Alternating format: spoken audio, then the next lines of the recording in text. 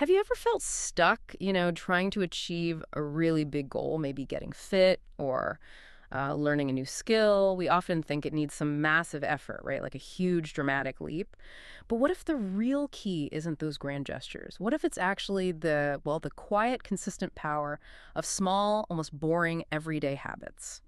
Today, we're doing a deep dive into James Clear's Atomic Habits. And our mission really is to unpack how these tiny, tiny changes can genuinely create massive results in your life. Yeah, and what's really fascinating here, and something people often miss, I think, is how Clear takes all this complex behavioral science and boils it down. He gets to this single, undeniable idea: compound growth. It's not just for money in the bank, it's actually shaping who you are silently. It's sort of the invisible force behind mastering anything. That's a really powerful way to put it. And it makes so much sense when you stop and think. The book gives this incredible example, kind of blows your mind if you just get 1% better each day. By the end of the year, you're not just a bit better, you're like 37 times better than when you started. That's exponential transformation, isn't it? Not just gradual improvement. Does he talk about whether that, levels off, or can you just keep going with that 1%? That's a good question. Clear sort of implies it's continuous because habits aren't really a destination you reach. It's more about a constant process, always iterating. And crucially, the flip side is just as important. Those negative habits, they compound too, that seemingly tiny 1% worse each day. Well, it can really erode your progress. Yeah. And so subtly, you might not even realize it until you're way off track. It just highlights how critical those small daily choices really are. Okay, so it sounds simple enough in theory, but applying it, that's the tricky part, right?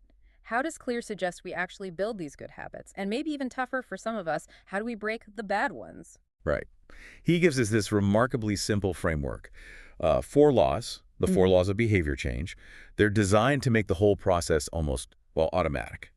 So the first law is make it obvious. Obvious. How so? It means you intentionally design your surroundings, your environment, so the good habit is just unavoidable. It's right there. Okay, give us an example for that, because that sounds like really practical prevention. Absolutely. Clear suggests, say you want to drink more water, just keep a water bottle right there on your desk. No So, excuses, no needing to remember or go get it. It's just there, yeah, staring at you. right. I like that kind of practical advice. It's about setting yourself up to win, isn't it?